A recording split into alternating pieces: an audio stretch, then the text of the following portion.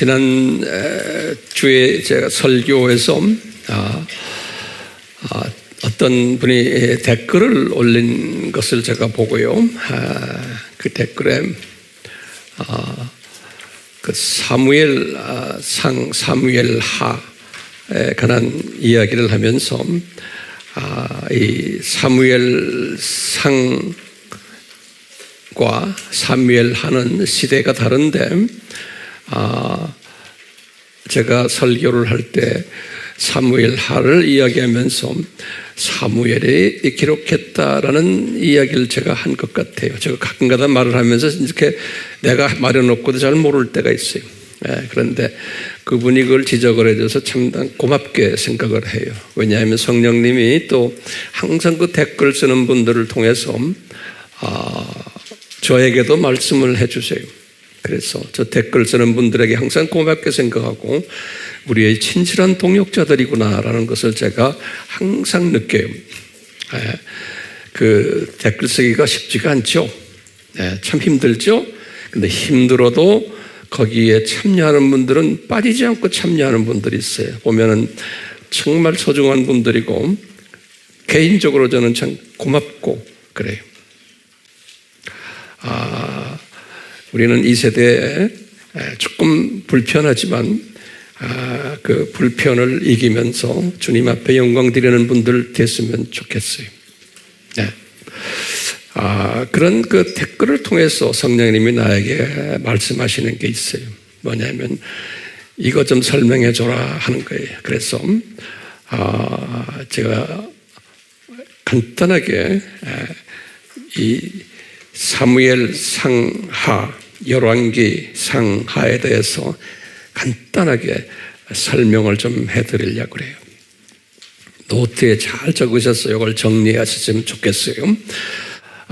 이 성서에는요, 신약, 구약 할 것 없지, 그 책들이 다 저자들이 다 있어요. 저자들이. 직접관적으로 우리가 이렇게 저자가 누군 것을 알 수가 있어요. 그런데 아무리 저자를 찾으려도 저자를 찾지를 못하는 책들이 4권이 있어요. 성서예요.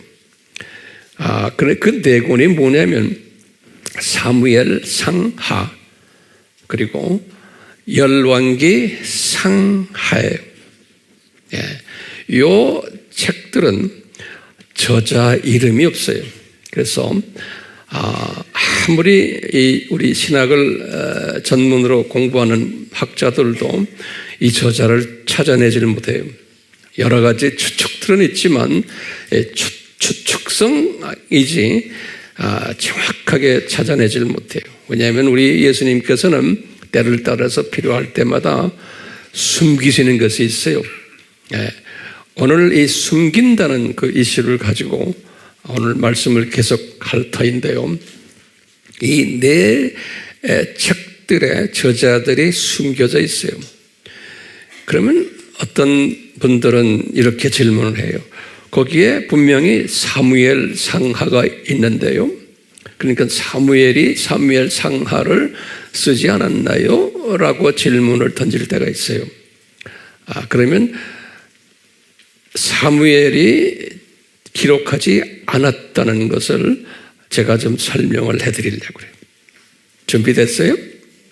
그랬어요. 우선 사무엘상은 또 주께서 열왕기 하까지가 뭐냐면 역사서예요. 역사서. 근데 역사가 언제부터 시작하는 역사냐면 사무엘이 출생하면서 그리고는 사울이 왕이 되는 그 역사부터 시작을 해요. 여기 이제 사무엘상에서부터 시작하는 건데요. 그때부터 시작을 해가지고 언제까지 끝나느냐면요. 이 열왕기 하는요. 586까지 끝내요. 586. 우리 586 하면 알지요? 바벨론에 의해서 예루살렘이 패망하고 이스라엘이 패망하고 성전 무너지고 거기까지의 스토리가 열왕기 하까지의 스토리예요. 586까지 스토리. 정확히 말하면 이 사무엘 출생이 주전 1105년이 사무엘 출생이 1105년에서부터 주전이에요. 586까지의 스토리. 586은 주전이죠. 1105년부터 586까지의 스토리가 사무엘상 하, 열왕기상, 열왕기하예요. 이 스토리가 역사 스토리. 여기 이제 정리됐어요? 그럼 조금 더 구체적으로 제가 좀 설명해 드릴게요. 그러면 사무엘상은 무슨 스토리냐? 그러면요, 사무엘상은 처음에 1105년에 사무엘이 출생한 이야기부터 시작을 해요. 그러다가 1050년에 주전이에요. 사울이 왕이 되는 스토리가 있어요. 그리고는 1072년에 사무엘이 죽는 이야기가 있어요. 1072년에. 그리고는 1010년에 사울이 죽는 이야기가 있어요. 이 이야기가 사무엘 상에 기록이 되어 있어요. 이 이야기가. 그러니까 누구 출생부터? 사무엘 출생부터 또 사울이 왕되는 이야기부터 쭉 해서 사무엘이 죽고 사울이 죽는 이야기까지. 이게 1105년에서 1010년까지의 스토리. 예. 총 31장으로 되어 있어요. 31장. 그리고는 사무엘 하로 들어가요. 사무엘 하. 사무엘 하는 이제 다윗이 이제 왕이 되는 스토리부터예요. 1010년이 이제 사울이 죽인 게 1010년이고 이제 다윗이 왕 되는 게 1010년이에요. 1010년에서부터 요 이제 다윗 이야기가 전체적인 사무엘 하 이야기.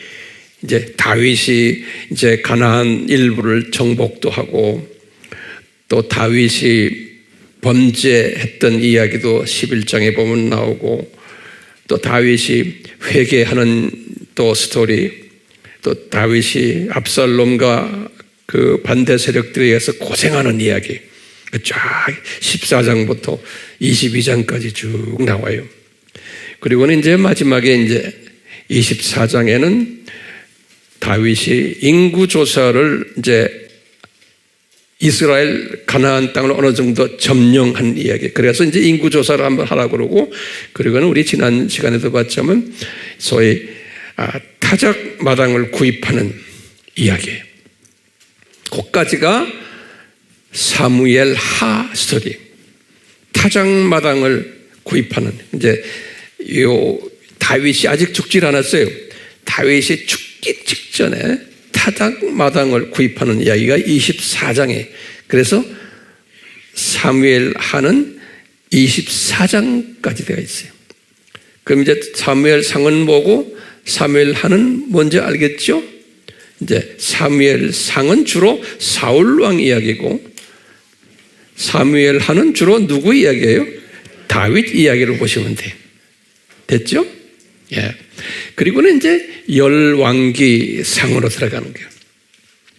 열왕기 상의 시작이 뭐냐면 다윗의 죽음이에요. 이제 다윗의 죽음이에요. 그게 970년이. 다윗이 죽고는 열왕기 상에는 그 후임자 솔로몬이 이제 왕이 되는 이야기예요. 2장 12절에 보면 솔로몬이 왕이 돼요. 그리고 쭉 솔로몬이 성전도 건축하고 언약궤도 들여보내고 솔로몬이 또 범죄를 해서 부인이 700명이고 첩이 300명이고 하는 이야기가 이제 11장에 나오거든요. 여기다 열왕기 상 이야기.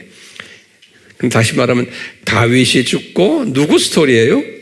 솔로몬 스토리가 열왕기 상이에요. 그래서 이제 솔로몬이 이렇게 하다가 솔로몬도 죽어요. 11장 42절에서 43절에 솔로몬이 또 죽어요. 이게 이제 남북이 그 후에 갈라지는 이야기예요. 이제 주전 930에 솔로몬이 이제 죽는데요. 솔로몬이 죽고는 남북이 갈라지는 이야기가 이제 쭉 나와요. 그러면서 그 남북 갈라지는 이야기 그 사이 그러면서 그때 엘리야 이야기를 아주 집중적으로 해요. 17장에서 18장, 19장. 그리고는 이제 남북이 갈라져 가지고 어디까지 나오냐면요. 남왕국이 5번째 왕이 있어요. 남왕국이. 그게 요호람이라고 그래요. 요호람. 유대 왕국의 5대 왕 이름이 요호람. 요 양반까지 스토리가 솔로몬 지금 이야기를 쭉 하면서 열왕기상 이야기, 다시 말하면 요호람이 우리 아바에서 다 공부했지만 내가 연대를 다시 드려요.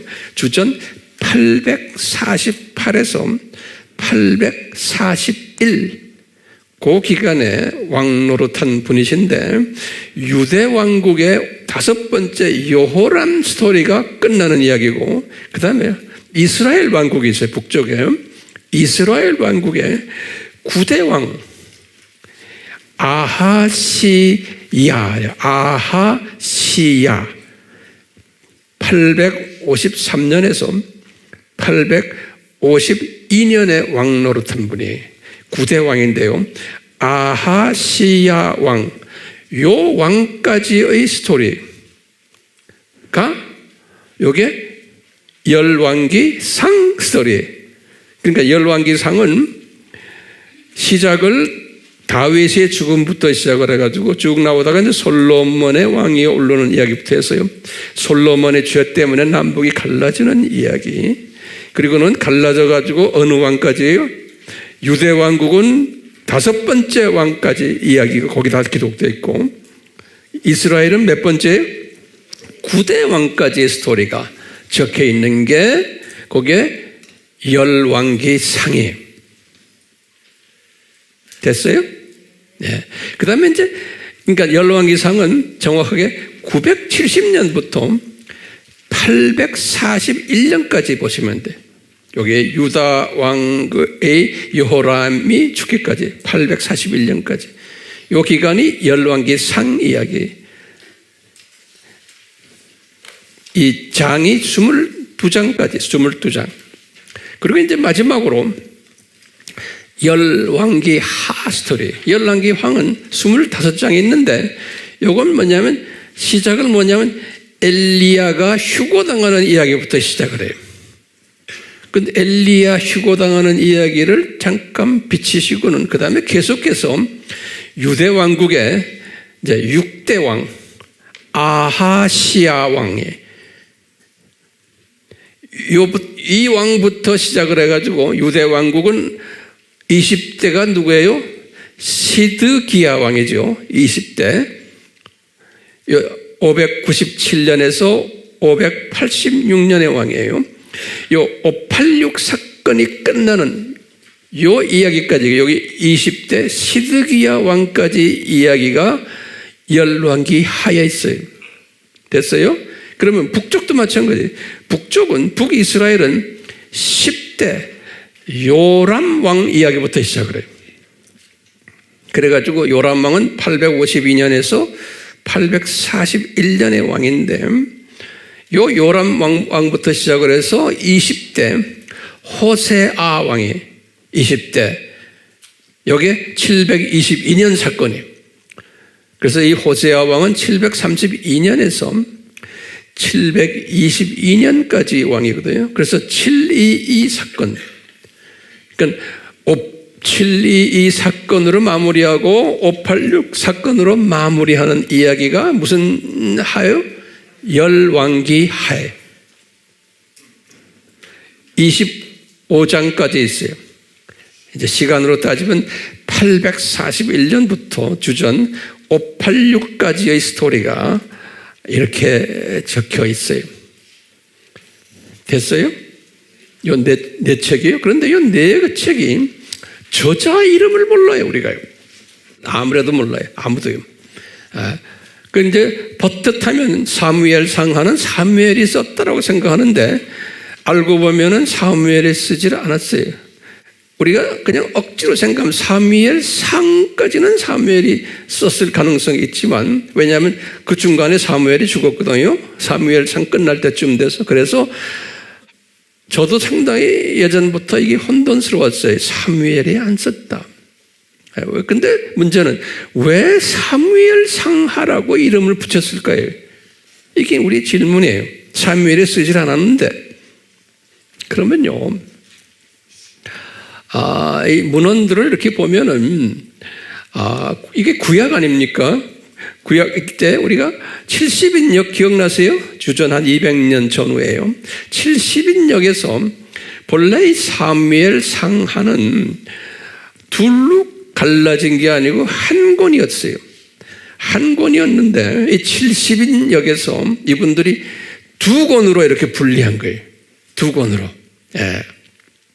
분리해가지고 그분들이 그 당시에는 사무엘 상하라고 부르지 않고, 뭐라고 부르냐면, 영어로는 그랬어요. The first book of kingdoms. 그랬어요. 그러니까 나라의 킹덤은 왕국이죠. 제1왕국, 그 다음에 second 왕국, 이런 식으로 불렀어요. 요 70인역에서. 그리고 또 나중에 한 300년, 한 4세기 때 와가지고 제롬이라는 사람이 신약에 와서요. 이 사람이 책을 불게이트라고 그러죠. 우리가 불가타 성경이라고 그러잖아요. 이 사람이 제롬이라는 사람은 이름을 또 첫 왕, 그 다음에 두 번째 왕들, 이렇게 first kings, 그 다음에 second kings, 이렇게 이름을 붙였어요. 이렇게. 예. 그리고 와다가 이제 현대 신학에 와서 이름을 이제 사무엘로 바꾼 거예요. 사무엘상, 사무엘하, 이렇게요. 이제 불게이트 지나가지고 정확하게 누가 했는지 모르지만 이름을 그렇게 바꿨어요. 그러면 이제 우리 질문이 있는 게, 왜 사무엘에 기록하지도 않았는데 이름을 이렇게 사무엘로 붙였을까? 라면 이제 우리 이제 짐작하는 거예요. 저도 이제 짐작을 하는 거예요. 이렇게 이걸 가지고 저도 묵상을 많이 하고 이제 대화를 많이 해요. 저도요. 그런데 이제 딱 성령님이 주시는 게 뭐냐면, 사무엘 이분이 사울을 사역한, 사울을 상대로 사울이 왕되도록 사울에게 꾸중도 주시고, 주님이 사무엘이 직접 하지 않았지만 사무엘이 또 성령님에 의해서 하셨지만 사무엘을 통해서 사울을 인물 만든 분이 사무엘이고, 또 사무엘을 통해서 다윗이 사무엘상에서는 왕 되기 전에 준비 작업을 하도록 다 한 분이고, 나중에 또 다윗이 왕 되는 일은 나중 일이거든요. 왕 되기 준비 작업까지 한 사무엘상에서는, 사무엘 하에서 이제 다윗이 왕 됐잖아요. 그렇기 때문에 이제 우리가 보는 이 사무엘이 그 중요한 왕 두 분, 사울과 다윗을 잘 영적으로 섬겼고 관리했던 분이었기 때문에 아마 이분을 높이는 의미에서 이분 이름을 붙여주지 않았나, 이렇게 우리가 그냥 한번 상상을 해보는 거예요. 더 이상 저에게 물어보지 마세요. 이제. 예. 한 가지는 분명한 것은, 성경에는 요 네 성경책은 저자가 있다 없다? 저자가 없다. 이렇게 이제 알고 계시면 되겠고, 그 순서를 꼭 외우셔야 돼요. 그 순서를. 됐어요? 예, 그렇게 정리해 주시기를 바라요. 자, 우리 계속해서 우리 이 이스라엘의 그 성전과 관계되는 이야기인데, 제가 지난주 설교한 것을 칼럼에다가 잘 나름대로 정리를 해드렸어요. 그 정리한 것들 이렇게 잠깐 보면요, 이 솔로몬 성전이 자리가 어떤 곳인가라고 질문을 던졌을 때 우리가 뭐라고 그랬어요? 분명히 어디다? 에덴 동산 중앙자리다. 이렇게 다시 한번 정리를 하세요. 중앙자리다. 이렇게 우리가 봤어요. 그러면 그 에덴 동산의 중앙자리가 그게 우주의 중심이고 지구의 중심이고 그리고는 거기가 아담 타락의 중심이고 그리고 예수님의 십자가 회복 중심이었다라고 우리가 이제 지금까지 공부를 해왔어요. 그 일로 인해서 아담이 시간 세계로 떨어진 거예요. 아담이. 그래서 시간 세계로 떨어지면서 환경의 변화가 지진이 일어나고 지형 변화, 기후 변화. 그래서 이 환경이 변화된 이야기. 그것을 우리가 지금 이 세상 또는 창조 목적 학교. 다시 말하면 7000년 이 세상 창조 목적 학교가 아담 타락으로부터 시작이 되었다. 이렇게 우리가 한번 정돈을 해봤어요.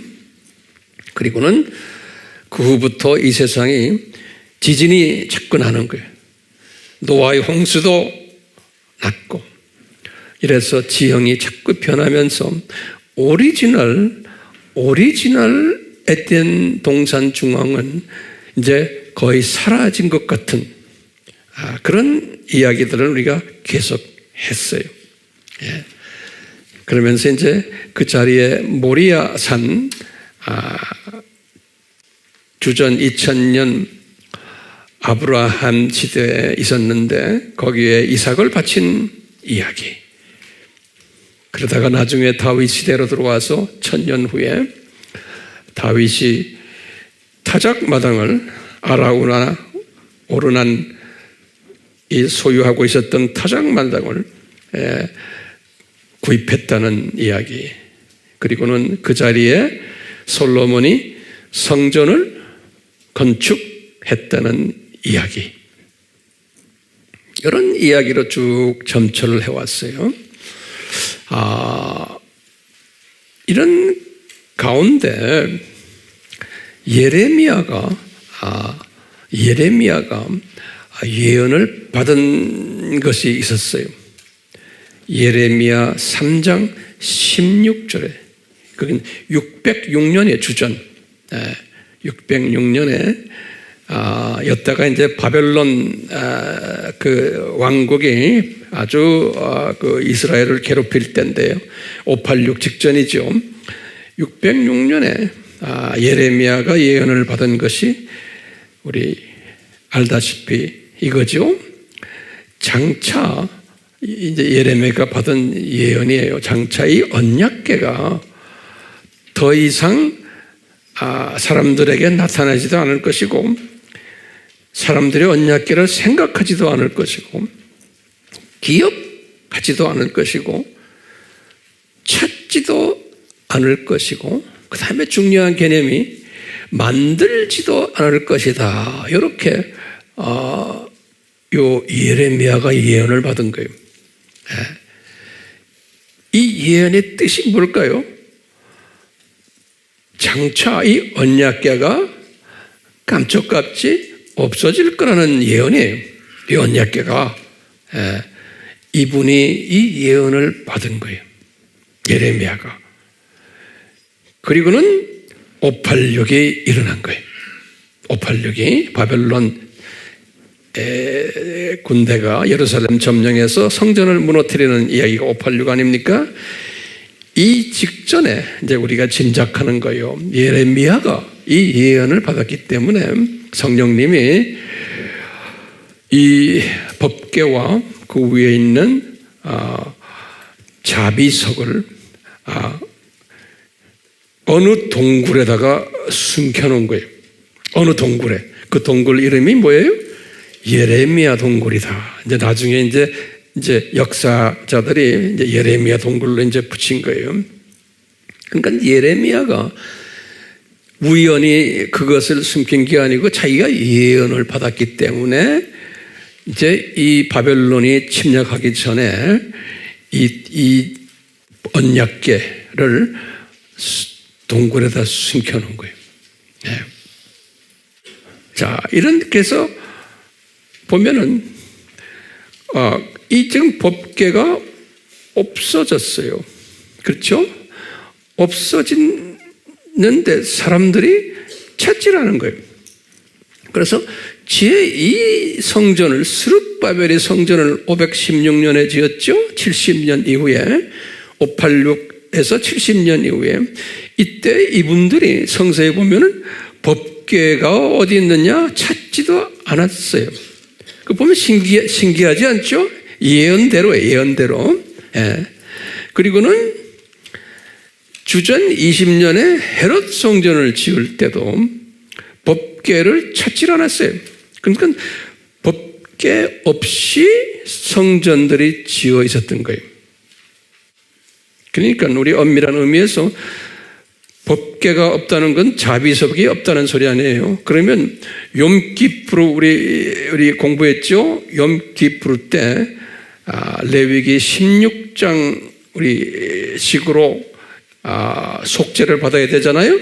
그러니까 이 16장에 의해서 레위기 16장에 의해서 우리 자범죄가 용서를 받으려면 피가 어디까지 가야 돼요? 자비석까지 가야 되는데 자비석이 없는 거예요. 제2성전도 그렇고 그 다음에 거기에 연장선인 헤롯 성전도 그렇고 그러니까 엄밀한 의미에서는 우리 예수님의 시각에서는 이분들의 자범죄가 용서가 될 수 있었어요? 없어요? 용서가 될 수 없는 거. 그러니까 형식적인 미예배인 거예요. 다시 말해 피의 제사가 없는 거예요. 피의 제사가. 주후 70년 이후에 이 이스라엘 사람들이 이제 성전이 없으니까 주후 70년 이후에 이분들이 성전이 없으니까 회당을 지었어요. 회당. 시네가그라고 그래요. 시네가그. 그래서 성전은 예루살렘 한 곳에만 있는데 이분들이 디아스포라로 흩어졌기 때문에 시네가그로 전 세계에 퍼져버린 거예요.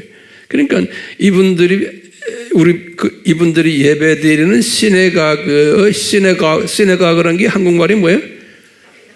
회당이에요. 회당. 그냥 우리 같은 예배처소예요. 여기에서는 피의 제사가 있었겠어요? 없었겠어요?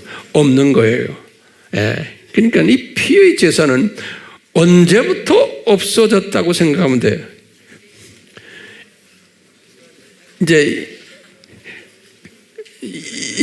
제1성전 때는 있었지만 법궤와 자비석이 없어진 이후부터는 진정한 의미의 피의 제사는 있었다 없었다?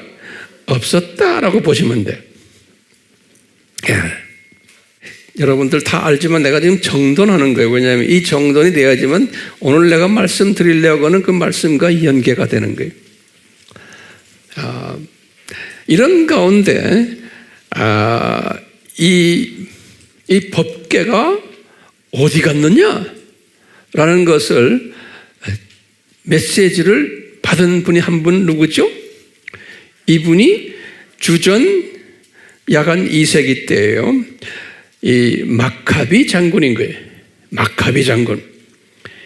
이분이 주전 166년에서 143년 동안 이 장군 노릇한 분으로 이제 기록이 되어 있는데요. 아주 이스라엘 사람들에게는 이분이 지금도 국민 영웅이죠. 그 마카비 이거 혁명하는 건 여러분들 다 공부를 했어요. 네. 그런 이 사람에게 영감을 주셔서 말씀하신 거예요. 성령님께서요. 그러니까 우리가 이제 외경은 마카비가 마카비상, 마카비하가 있어요. 마카비도요. 그래서 우리는 이것은 외경이니까 성경이 아니다라고 보는데 그렇지 않은 부분도 많아요. 그러니까 우리가 가지고 있는 것이 다 항상 정설이라고 보시면 안 돼요. 그래서 이 외경 속에도 진리가 들어있는 게 있는 거예요. 지금 여기 보시면 마카비 2서, 마카비상 2장 4절에서 8절, 우리 지난 시간에 공부했어요. 마카비가 그걸 기록한 게 뭐냐면, 이 법궤가 예레미야 동굴 안에 숨겨져 있다라는 것을 가르쳐 준 거예요. 성령님께서요, 마카비에게. 그래서 예레미야가 집어넣어 놓고, 그러니까 이 사건은 지금 주전 160년 대 이야기니까 약 한 몇백 년 전 이야기예요. 이 사람이 집어넣은 건 약 한 600년으로 생각하면 예레미야가 600 빼기 100 한 50 하면 되겠죠? 한 400년 플러스 마이너스예요. 400년 전 이야기를 지금 하는 거예요. 그래서 이제 예레미야가 숨겨놨다. 입구를 막아놨다. 그러면서 예레미야에게 지금 그러면서 마카비에게 말씀하시는 것이 언제까지 그러면 이것을 이렇게 막아놓을 건가 할 때 이 마카비가 이렇게 말했죠. 하나님이 자기 백성을 다 모아서 자비를 베풀 때까지 알려지지 않으리라 그런 거예요. 이것을 우리가 좀 확대 해석을 하면, 아하, 이때가 언제냐? 이제 7000년 이 세상 창조 목적 학교가 끝나고, 그러니까 우리 이런 거 있죠? 마태복음 24장 14절에 이 천국 복음이 이제 끝날까지 모든 것이 모든 민족에게 전파되려니 그때서야 끝이 오리라 할 때 그 끝을 우리가 더 확대 해석하면 심판 직전까지라고 보면 되는 거예요. 예, 심판 직전까지 이 창조 목적 학교가 폐교될 때까지예요. 이때까지 이 법궤를 찾지 못하리라. 이렇게 우리가 이제 확대 해석을 한번 해보면 되겠어요. 그러니까 앞으로 이제 제3성전이 지어질 텐데 그 3성전이 거기에 이 법궤가 있겠어요? 그러면 노트에다 다시 적으세요. 법궤를 찾지도 못하고 이 법궤를 그 제3성전에는 없을 거다라는 거예요. 예. 그래서 이제 제가 칼럼에서도 이야기했지만 이 마카비 이것을 받아가지고 실제로 한번 진짜 그 동굴 속에 있는지 없는지를 찾았던 분이 누구였죠? 란 와이트라는 사람이라고 그랬죠? 예, 그 사람 이야기는 여러분들 다 알잖아요. 그래서 이분이 들어가서 진짜 찾아본 거예요. 예, 찾아보니까 그분에 의하면은 이 예수님이 죽으신 장소가 요 예레미야 동굴, 그래서 그분이 보니까 딱 위로 올라다 보니까 뭐냐면 지금의 그 이스라엘에 우리 가봤지만 그 버스 정류장이 있어요. 버스 정류장 그 위에 이제 시장 바닥이 있는데 그 바로 위가 요 예레미야 동굴 속에 숨겨놓은 법궤 자리고 피가 내려왔던 자리라는 거예요. 그러면 어떻게 피가 내려올 수 있었을까? 예수님이 십자가에서 죽으실 때. 그러니까 뭐냐면 우리 참 성경 보면 기가 막히죠. 예수님이 십자가에서 달려서 피를 흘리실 때 뭐가 있었어요? 지진이 일어난 거예요. 그래서 땅이 갈라지고 그랬다고 그랬어요. 그러니까 주님께서 아주 정확하게 십자가에서 피를 흘리시면서 그 땅이 갈라진 거예요. 땅이 갈라지면서 예수님의 피가 그 밑으로 다 내려오도록 그렇게 다 철저하게 디자인하신 거예요. 그리고는 예수님이 부활하실 때도 또 지진이 일어났어요. 마리아와 여인들이 예수님 무덤에 갔을 때 보니까 마태복음 28장 2절에 또 지진이 일어났어요. 그러니까요, 예수님이 십자가 사건 때도 마태복음 27장에 보면 51절에 보면 나와요. 십자가에 달렸을 때 땅이 흔들리면서 지진이 일어났다. 땅이 오픈됐다고 되어 있어요. 그 말은 뭐예요? 예수님의 보혈이 땅 밑으로 내려갔다는 거예요. 마태복음 몇 장 몇 절이요? 27장 51절에 나중에 이제 성경 열어보세요. 그리고는 마태복음 28장 2절에는 마리아가 3일 후에 무덤에 찾아갔을 때 또 그런 일들이 일어났다고 기록이 되어 있어요. 근데 그것을 누가 지진을 일으키느냐? 그러니까 마태복음 28장 2절엔 그랬어요. 주의 천사가, 그러니까 천사 한 분이 지진을 일으킬 수 있다라는 거예요. 그러니까 천사 한 분이 우리나라 남북도 다 통일시킬 수 있고 북한의 저 팀들 하루아침에 그냥 끝낼 수 있겠어요? 없겠어요? 있죠. 우리 성서 역사를 보면 그래요. 하나님의 때가 되면 또 그런 때가 올 거예요. 자, 그러면요. 이제 제3성전이 어디에 지어져야 되는가예요. 이제 제3성전이 우리 지난번에도 봤지만요. 여기 이게 이제 예루살렘이면 예루살렘이 이렇게 있으면 여기에 지금 이슬람 성전이 이렇게 있잖아요. 이슬람 성전이 이렇게 있어요. 지금 이슬람 성전이 이렇게 그림을 크게 그리세요. 이슬람 성전에 있고 여기가 이제 겟세마네 동산이고 여기가 감람산이고 그렇죠? 그리고 이 밑에가 여기가 이제 다윗성이에요. 요거 지금 이스라엘의 바위 성전과 알-악사 성전이 이렇게 있어요. 그리고는 우리 예루살렘에 갔다 오셨지만 요 성전 요 여기에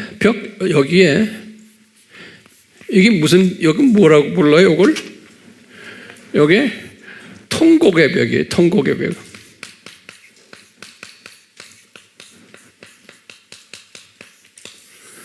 눈물, wailing wall이라고 그래서요. 통곡의 벽 또는 이게 북쪽이기 때문에 여기가 북남 여기가 서쪽이거든요. 그래서 서양 사람들은 the western wall 그래요. 서쪽 벽, the western wall 그래요. 또는 지금 wailing이라는 W-A-I-L-I-N-G wailing 눈물 흘리는 거예요. 그러니까 통곡의 벽 우리 말로는 그렇게 돼 있어요. 여기에 이렇게 있어요. 왜 이스라엘 사람들은 이 자리를 그렇게 소중하게 생각할까요? 이제 지금부터 여러분들 이거 잘 오늘 정리가 됐으면 좋겠어요. 왜 이스라엘 사람들이 이것을 그렇게 소중하게 생각할까요? 이 통곡의 벽을? 그러면 대답이 뭡니까? 이 사람들은 주후 70년에 무너진 헤롯 성전 있죠. 그게 헤롯 성전은 제2성전의 연장선이거든요. 제2성전이 516년에 지어진 스룹바벨 성전이죠. 스룹바벨 성전의 연장선으로 다시 재건축한 거예요. 주전 20년에. 그게 헤롯 성전이거든요. 그래서 헤롯 성전도 제2성전의 연장이라 보는 거예요. 그래서 이제 앞으로 지을 성전을 제3성전이라고 하는 거예요. 자, 그러면 유대인들은 주후 70년에 무너진 요 헤롯 성전이에요. 요 헤롯 성전의 일부가 요 통곡의 헤롯 성전에 다 무너졌는데 요 벽만 남아있다는 거예요. 벽만. 이 벽인데 벽이 여기 남았다고 보는 거예요. 그러니까 요 벽을 뭐라고 보냐면 헤롯 성전에 또는 제2성전에 남은 하나의 부분이다 보는 거예요. 유대인들 생각에는 제2성전이죠. 스룹바벨 성전의 한 부분이다 보는 거예요. 요것이 그대로 남아있기 때문에. 그렇기 때문에 우리가 지금 헤롯 성전이 없지만 또는 스룹바벨 성전이 없지만 더 연장을 해서 솔로몬 성전이 없지만 요 통곡의 요 벽이 요 남아있는 요놈이 예루살렘 성전이다라고 보는 거예요. 그러니까 하나님의 은혜로 이것을 우리를 위해서 남겨뒀다라고 보는 거예요. 유대인들의 생각이에요. 그래서 여기에 가가지고 기도도 하고 소원을 위해서 소원 성취를 위해서 종이도 집어넣고 그러니까 저 성전이 그래도 하나님이 우리에게 남겨놨다. 저 벽을 이렇게 보는. 그래서 거기 가서 통곡을 하는 거예요. 예? 이제 다시 좀 성전 재건시켜 주십시오. 라는 의미로요. 자, 그러면 이제 우리 질문이 있어요. 과연 저 벽이 헤롯 성전 무너진 주 70년에 무너진 헤롯 성전에 연관된 벽일까라고 질문을 던지는 거예요. 저 성전이. 그러면 저는요 뭐라고 대답할 것 같아요? 저는 아니다라는 거예요. 아닌 거예요. 자, 왜 아닌지를 좀 있으면 제가 설명할 거예요. 왜 아닌가? 첫 번째, 예수님께서 하신 말씀이 오늘 본문 말씀이에요. 마태복음 24장 1절과 2절에 예수님이 하신 말씀이 이 예루살렘 성전이 감람산에서 하신 말씀이에요. 이 성전에는 어느 성전이에요? 헤롯 성전이 이 성전이 다 무너질 거다. 그런데 돌 하나도 제자리에 없이 싹 컴플릿 완전히 없어지겠다는 거예요. 그러니까 예수님 스스로가 성전이시죠. 그러니까 예수님이 우리의 죄를 위해서 complete sacrifice, 완전 희생이에요. 그렇듯이 이 성전도 완전히 무너지겠다. 이 벽부터 시작을 해서 벽, 그 다음에 이 성전, 이 건물들 싹 없어지겠다는. 그래서 돌 위에 돌 하나도 남지 않고 싹 없어지겠다는 거예요. 마태복음 24장 1절에서 2절인 거예요. 그러면 이 남아있는 건 뭐예요 이게? 왜 이게 남아있는가? 그러면 뭐냐면 이제 제 생각이에요. 근데 뭐냐면 지금 이슬람 이 뜰이 이것이 가짜구나라는 거예요. 이 이슬람 이 뜰이 여기에다가 헤롯 성전이 지어지지는 않았구나라고 보는 거예요. 왜요? 헤롯 성전이 여기에다 지어졌으면은 이놈이 있으면 안 돼요. 이놈이란 게 뭐예요? 이 통곡의 벽이 있으면 안 돼요. 통곡의 벽도 싹 없어져야 돼요. 오케이? 그렇기 때문에 이 헤롯 성전이 분명히 이 자리가 아니구나. 어디에 있는데 자국도 없어졌구나 라고 보면 되는 거예요. 지금 어디에 있는데 우리 지난 시간에 봤지만 이 예레미야 동굴은 여기 있죠. 예레미야 동굴은 이쪽에 있어요. 네. 자, 버스 정류장에 이 동네 있고. 자, 보세요. 그렇기 때문에 이제 보세요. 지금 이슬람 이 자리는 성전 자리는 이게 모리아산 지금 우리가 말하는 오리지널 성전 자리가 아니구나라는 걸 알 수 있어요. 그러면은 오리지널 성전 자리는 어디냐? 그건 좀 이따가 더 설명할 거예요. 자, 보세요. 다시 말하면 그러면 왜 이슬람 사람들이 여기다가 이걸 지었냐 이거예요. 이게 뭐냐 이게 뭐냐면요.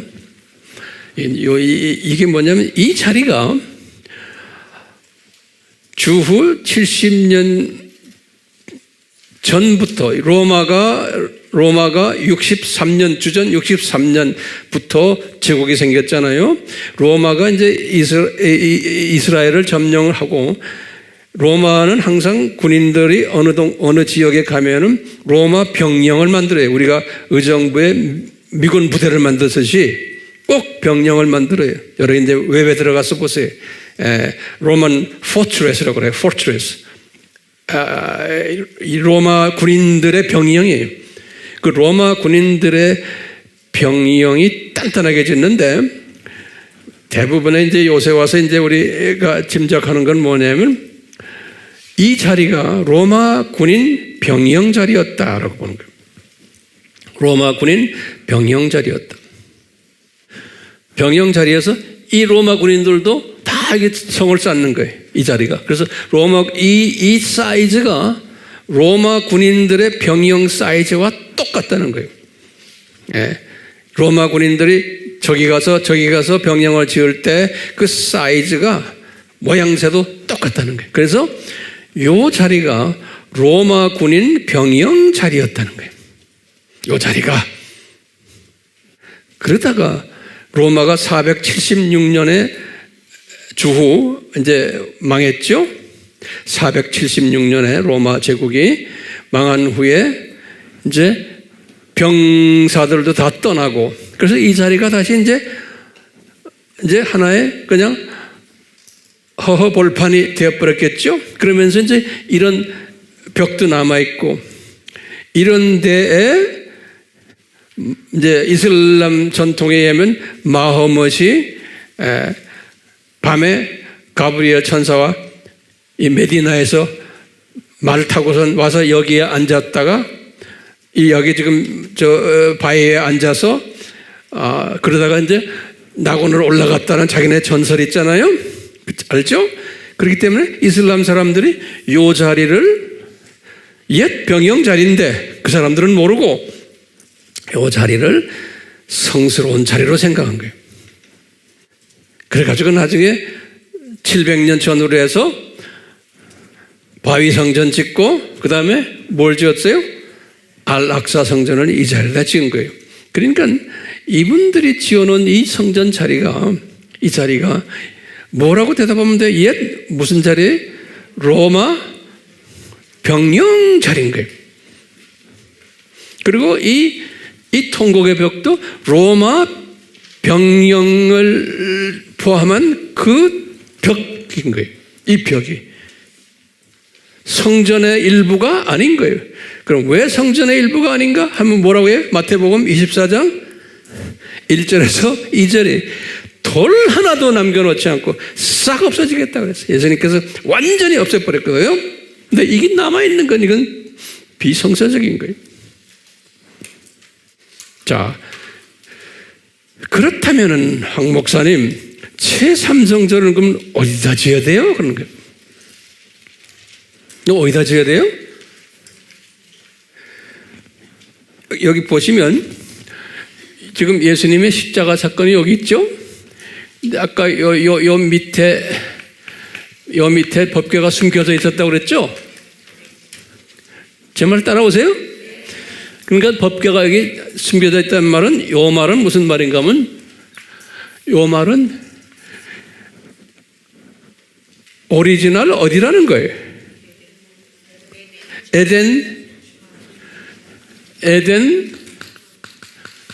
에덴 동상 중앙이라는 거예요.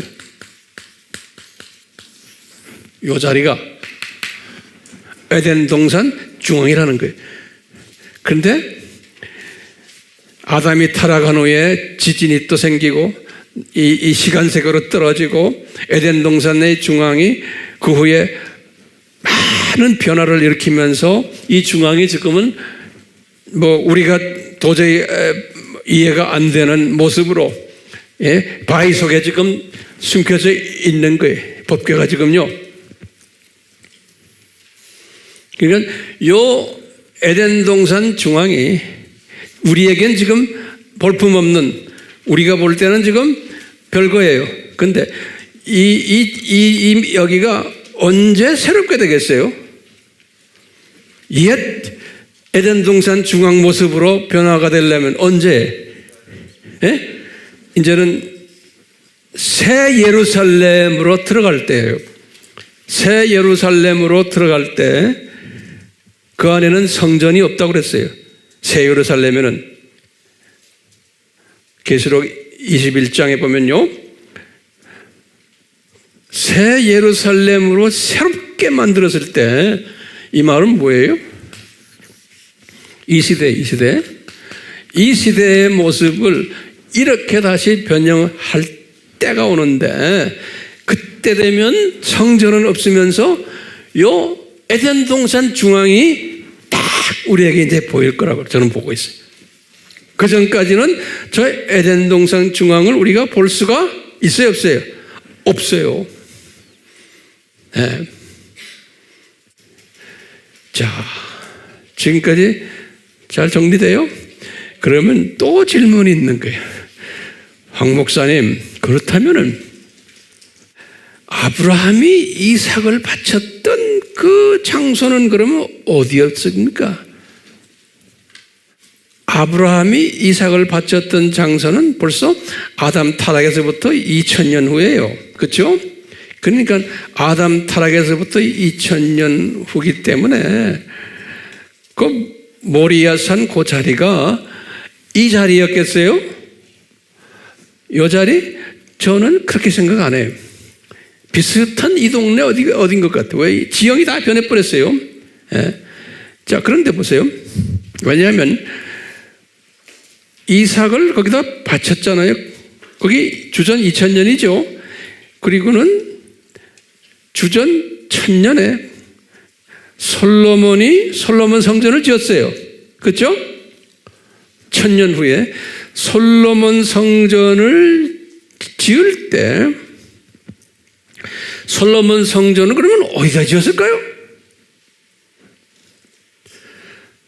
솔로몬 성전을 어디다 지었을까요? 할 때요, 솔로몬 성전을 지어놓고는 거기에 솔로몬 성전이 만약에 여기에 지어졌다면, 이 자리에, 그러면 법궤도 여기 있어야 되잖아요. 솔로몬이 성전 지을 때 정확하게 지금 이 에덴 동산 중앙에다 지었으면 법궤도 여기 있어야 되죠. 그렇죠? 그런데 예레미야가 법궤를 이쪽으로 옮겨버렸어요. 그 말은 뭐예요? 솔로몬 성전이 여기가 아니라는 거예요. 이 중요한 개념이에요. 분명히 솔로몬 성전이 이 동네 어디 딴 곳이에요. 딴 곳에 있어서 거기에 법궤가 들어있었는데, 예? 예레미야가 그 법궤를 이쪽으로 옮겨버린 거예요. 예. 그러니까 솔로몬 성전은 어디 딴 곳에 분명히 지어졌을 거라고 보는 거예요. 그런데 그 성전 자리가 있어요, 없어요? 완전히 없애버리신 거예요. 주님께서 돌 하나도 제대로 있지 않는다고 그랬잖아요. 그러니까 제가 가장 짐작하기는 이 성전을 이 다윗성 어디에다 지은 것 같아요. 제가 그냥 추측이에요. 이 다윗성 어디에다가 솔로몬 성전을 짓지 않았나. 여기다 지어놓은 데인데 예레미야가 법궤를 이쪽으로 옮겨버린 거예요. 그러니까 예레미야는 자기도 모르게 옮겼는데 이분이 왜 이쪽으로 옮겼을까요? 자기도 모르죠. 그런데 이 자리가 무슨 자리라는 거예요? 에덴 동산 중앙 자리고, 이 자리가 아담이 타락했던 자리고, 장차 예수님이 피를 흘리실 자리인 거예요. 거기에다가 요 법궤를 쫙 올려놓고 예수님이 피를 흘리시면서 그 자신의 피를 속죄소에다가 쫙 뿌리신 거예요. 그러니까 예레미야가 정확하게 이쪽으로 옮겨놓은 거예요. 그러니까 솔로몬 성전은 이 자리가 아닌 거예요. 여기 어디 있는 거예요. 분명히 이 자리는 아닌 거예요. 이 자리는 왜요? 이게 로마 병정들 캠프고 로마 군인 부대고 이방인들이 여기 지금 딱 자리잡히는 게. 그러니까 우리 예수님께서 자기가 십자가에서 못 박힌 그 소중한 보배스러운 자리에 이방인 친구들 거기다 짓게 만들어 놓겠어요? Yes, no? 안 해요, 안 해요. 이분이 어떤 분이신데? 자, 그러면 제가 질문 한번 던져볼게요. 제3성전은 그러면 어디다 지어야 돼요? 네? 어디다 지을 것 같아요? 그러면 이제 우리 여러 가지 추측을 했죠?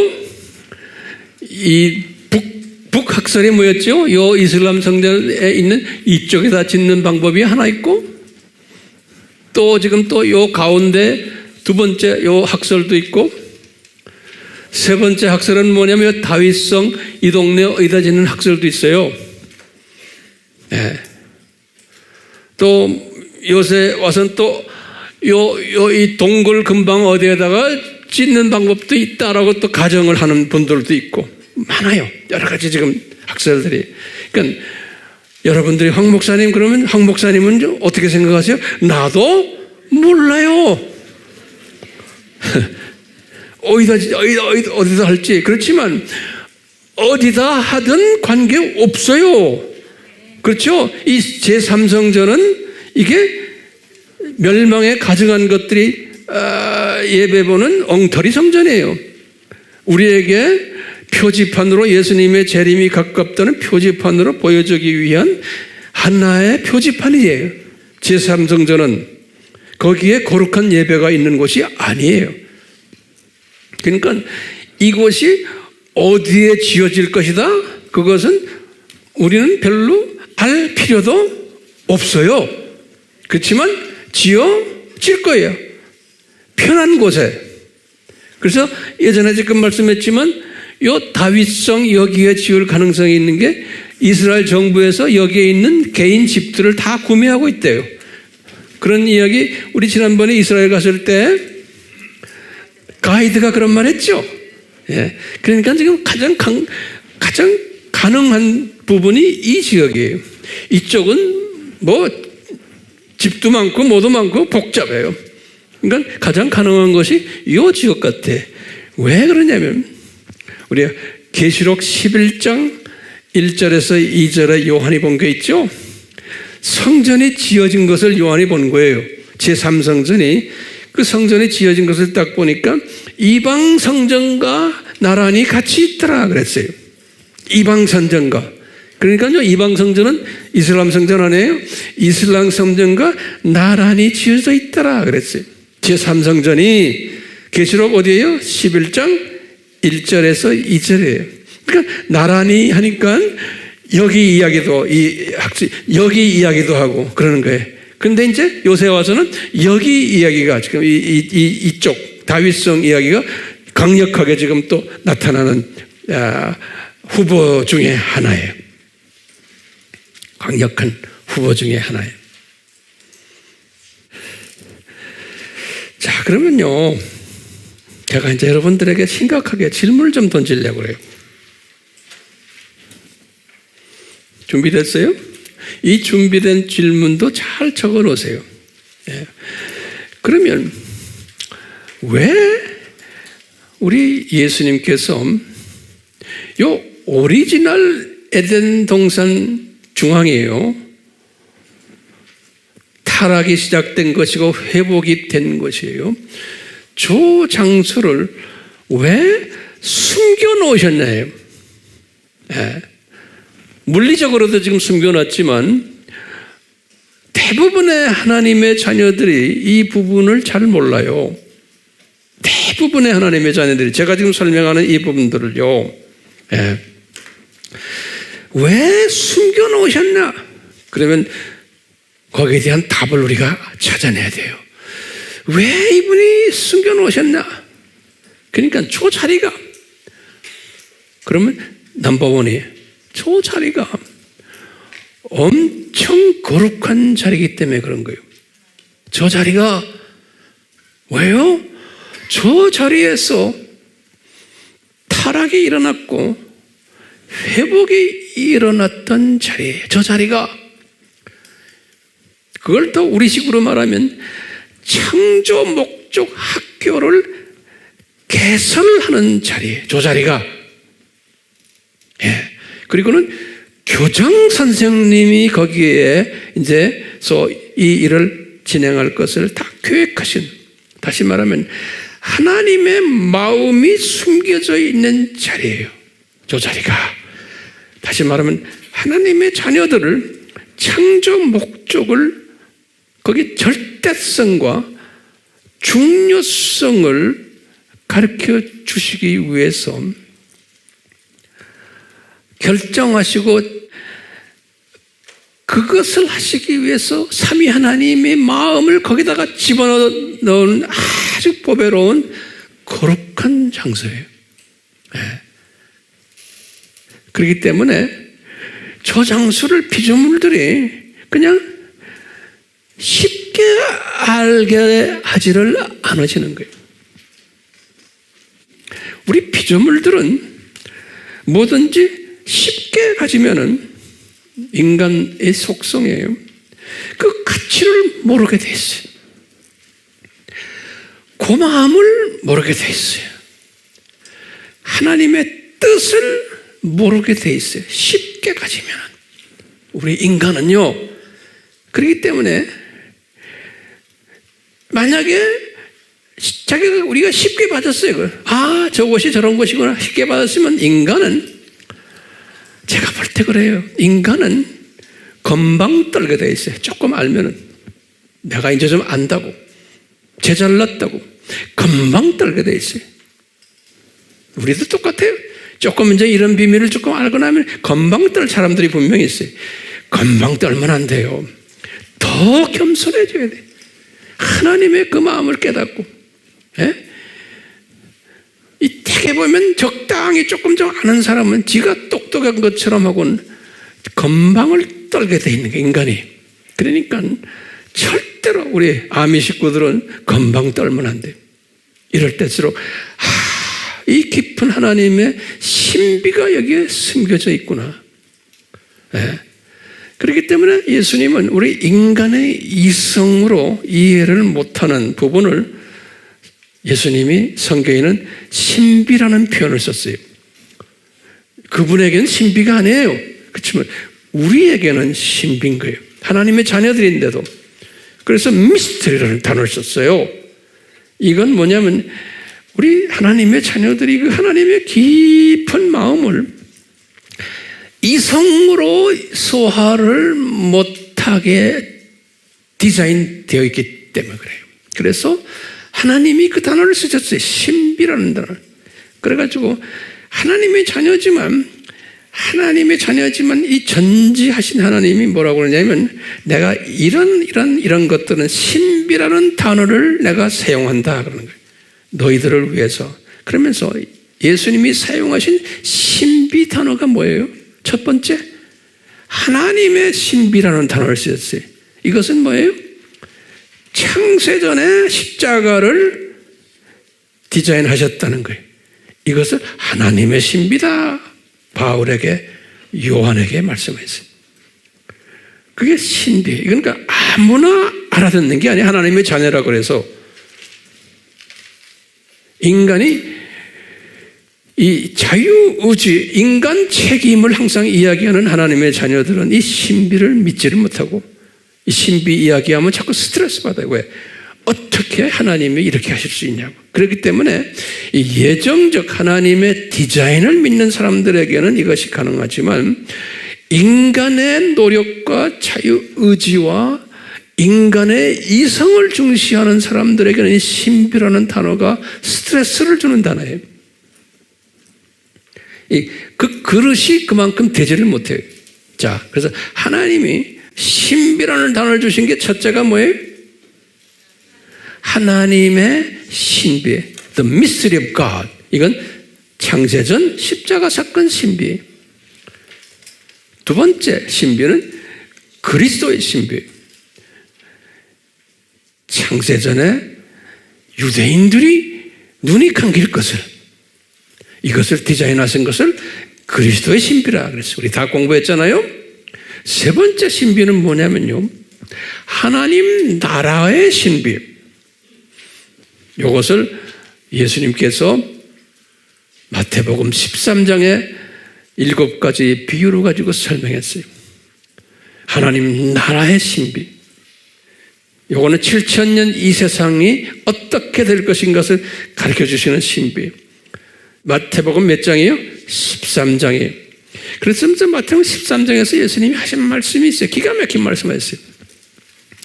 잘 들으세요. 예수님이 그랬어요. 이 신비는 너희들에게만, 제자들이에요, 너희들에게만 이해하고 소화할 수 있도록 디자인되어 있다 그러는 거예요. 하나님의 자녀라고 해서 모두가 다가 아니에요. 너희들에게만 소화하고 디자인되도록 내가 만들어놨다. 이 말은 뭐냐면 제자들, 소수의 남은 자들이에요. 하나님의 특별히 은혜를 받은 사람들에게만 이 신비가 소화되도록 되어 있다는 거예요. 나머지 사람들은 내 자녀들이지만 이 신비에 대해서 불편하게 생각하고, 어떻게 하나님이 우리 자유의지를 무시하십니까? 왜 인간 노력을 무시하십니까? 이렇게 믿는 하나님의 자녀들은 이 신비를 소화를 못하게 되어 있다는 거예요. 그러니까 하나님의 신비라는 건 주권적인 일방적인 하나님의 디자인이에요. 그렇기 때문에 소수의 사람들만 이 미스터리를 소화할 수 있다라고 마태복음 13장 시작하면서 쭉 설명했어요. 제가 이야기할 필요가 없어요. 여러분 다 알아요. 지금 몇 가지 신비예요? 하나님의 신비, 그리스도의 신비, 하나님 나라의 신비. 됐죠? 그러면서 지금 오늘 우리에게 말씀하시는 것은, 우리에게 지금 우리는 지금 무슨 신비를 지금 공부하고 있어요? 에덴 동산 중앙의 신비예요. 에덴 동산 중앙의 신비를 지금 우리가 공부하고 있어요. 이게 무슨 말? 왜 이것을 숨겨놓으시고는, 이 신비는 소수의 하나님의 사람들에게만 하나님이 계시해 주시는 거예요. 다수의 하나님의 사람들은 이런 계시를 줘도 소화를 못하는 거예요. 그리고는 이것 때문에 스트레스를 받는 거예요. 그리고는 나 이거 이해가 안 돼요. 내가 아무리 해도 이해 안 돼요. 안 되게 되어 있는 거예요. 그걸 가지고 가끔가다 우리 댓글에도 그런 사람들 있잖아요. 죽어라고 해도 내가 이해가 안 됩니다 하는 사람은 그대로 놔둬야 되죠. 주님께서 핸들하셔야지 우리가 못해요. 저도 못해요. 그럼 우리 지금 아미 팀들은 제가 볼 때 이 신비를 수호하는 분들이, 초이성적인 분들이 지금 여기 와 앉아 있고 우리 지금 영상으로 지금 공부하고 있어요. 그러면 질문이 있는 거예요. 황 목사님, 이런 분들, 이런 신비를 수호하는 분들은 어떻게 됐길래 이렇게 신비를 수호합니까? 그러면 뭐라고 대답해요? 어떻게 생겨 먹었길래? 그러면 하나님의 은혜인 거예요. 지금부터 제가 결론이지만 기가 막힌 결론을 지금 제가 내리려고 해요. 자, 보세요. 이 은혜인데요, 바울도 그렇고 베드로도 그렇고 요한도 그렇고요, 이분들이 깨달은 게 뭐냐면 이분들의 편지에서 기독교인들에게 편지를 쓰는 거예요. 편지에서 항상 무슨 이야기를 하냐면 제일 먼저 인사하면서 나중에 결론을 지을 때도 꼭 말하는 게 있어요. 아버지와 아들로부터 오는 은혜가 너희들에게 임하기를 간구하노라 그랬어요. 그러니까 이 은혜가요, Father and the Son이에요. 아버지와 아들로 통해 오는 은혜가 너희들에게 임하기를 바라노라. 그러시면서 이분이 이 은혜가 임하는 사람들에게는 계속해서 뭐냐면 평강이 너희들에게 임하게 되어 있다는 거예요. 그래서 영어로는 grace and peace, 이 똑같은 따라다니는 단어예요. 이 은혜가 임하는 사람은 내가 이성을 초월한 이 신비들을 내가 이것이 소화가 되는 거예요. 네. 그렇기 때문에 이 소화가 되니까 스트레스가 없는 거예요. 그리고는 평강이 있는 거예요. 평강은 뭐냐면 이 세상이 지금 이 상고 속에 있고 내 이성적으로 이해 못하는 것들이 있지만 이것을 다 가진 사람은 독수리 시각자가 돼가지고, 독수리 시각이라는 건 위에서부터 이 밑에 아메바까지 보는 시각이, 그러면서 평강이 오는 거예요. 네. 그러니까 우리가 지금 이런 상고 속에서 평강을 가지지 못하고 왜 이렇습니까? 왜 이렇습니까? 하면은 이분은 아직 이 수준에 가지 않았다라고 보시면 돼요. 최소한 전 그렇게 보는 거예요. 자, 이 은혜를 받은 사람은 누구한테 받아요? 아버지와 아들로부터 오는 은혜예요. 네. 바울의 편지는 매 편지마다 이 말을 썼어요. 그런데 실제로 그 당시에 기독교인들이 이 은혜와 평강 속에 있었던 분들은 많지 않았어요. 아주 소수였어요. 소수지만 꼭 썼어요. 왜냐하면 바울 자기 자신을 위해서도 이 말씀이 필요한 거예요. 저도 마찬가지거든요. 네.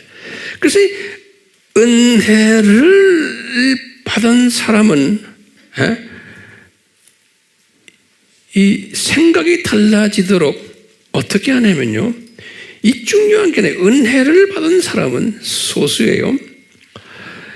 이 시각이 달라지기 때문에 이 시각을 다르게끔 어떻게 하냐면 성령님이 도우세요. 이 은혜가 성부와 성자를 통해 왔잖아요. 근데 실제 우리 삶 속에서 실제로 이 은혜를 사용하도록 하시는 분은 성령님이세요. 그래서 이 성령님이 우리의 이성과 자유의지를 발동케 하세요. 예, 그러니까 성령님이 나의 이성을 만지시고 나의 자유의지를 만지시면서 성령님이 가르쳐 주시고 감동케 하시고 인도하시고 그러시는 거예요. 그러니까 이 미스터리, 지금 이 에덴 동산 중앙의 이 미스터리, 저 신비를 성령님이 나에게 주셔서 내가 깨달아야지 인간의 의지로는 안 돼요. 성령님이 나에게 이것을 조직적으로 이해하도록 가이드해 주시고 성령님이 감동 주시고 이해해 주시고, 이게 진짜 정말 하나님이 하시는구나 이렇게 깨닫게 하시는 거지. 황 목사님이 진짜 아무리 설명을 해도 못 듣는 사람은 못 들어요. 그래서 저는 볼 때 우리 팀들은, 우리 아미 팀들은 분명히 성령님이 감동을 주시는 분들임에 틀림없어요. 그러니까 매주마다 이 어려운 이 성경 말씀을 더 듣겠다고 오시잖아요. 네. 인간 책임을 강조하고 자유의지를 강조하는 사람들은 대부분의 기독교인들이에요. 알메니안주의가 대부분이에요. 그런 사람이 필요한 거예요. 주님의 시각에서 보면. 그러니까요, 이런 사람들은 그러다가 인간 책임론을 항상 생각하는 사람들은 예수님을 찬양을 하면서도 항상 스트레스가 있어요. 왜? 내가 해야 되는데. 항상 심각해요. 책임감 때문에. 내가 안 하면 주님이 기뻐하지 않으시는데. 그러니까요, 항상 갈등이 있어요. 그러니까 삶이 고달파요. 예수님께 맡기지를 못해요. 왜냐하면 내 책임 때문에. 대부분의 기독교인들은 그렇게 살다가 주님한테 가도록 예수님이 디자인하셨어요. 그러니까요, 은혜에 깊이 들어가지를 못하도록, 은혜에 깊이 들어올 때 이것이 내 자랑이 아니고 성부 하나님이, 예수님께서 나에게 은혜를 베푸셨구나, 그리고 성령님이 이 모든 것을 다 인도하시는구나, 이렇게 믿는 사람은 평강이 있는 거예요. 이 평강이 있는 사람은 모든 사람을 다 안아줄 수 있어요. 저 사람은 저 정도 그러시구나, 분량이 저렇구나, 모양새가 저렇고, 다 안아줄 수 있어요. 이런 사람은 뭐를 해도 예수님, 저는 무익한 종입니다. 예수님이 여기까지 이끄셨잖아요. 저도 마찬가지. 황 목사를 이 나이 될 때까지 주님이 지금까지 이끌어 주셨는데, 주님, 저는 내 뜻대로 한 것이 아무것도 없습니다. 앞으로도 계속해서 이끌어 주십시오. 그런데 요 근래 와서는 이런 생각이 들어요. 예수님, 만약에 예수님이 늦게 오신다면 모세처럼 저도 앞으로 한 40년을 더 주님 섬기면 어때요? 그래요. 모세도 불리움받아서 40년을 주님을 섬겼어요. 그 어려운 광야 환경 속에서, 병원도 없었는데. 이 신비를 깨달은 사람은, 다시 말하면 은혜를 받은 사람은 몇 가지 특징이 있어요. 이런 사람들은 이런 신비를 딱 이야기를 하면은 의심하질 않아요. 신기하게. 제가 이렇게 사람들하고 이렇게 대화해보면서 가르쳐보면 그래, 선교지과도 똑같아요. 의심하지 않고요, 그것을 이성적으로 비평하질 않아요. 똑똑한 사람들인데도. 그러면 이 사람 은혜 받은 사람이구나. 아무리 똑똑한 사람이라도 이런 신비를 이야기하면 그대로 받아주는, 우리 선교지에 가면요, 똑똑한 사람 많아요.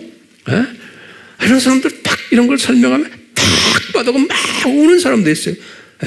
보면 이거 은혜 받은 사람이구나. 은혜 받은 사람이구나.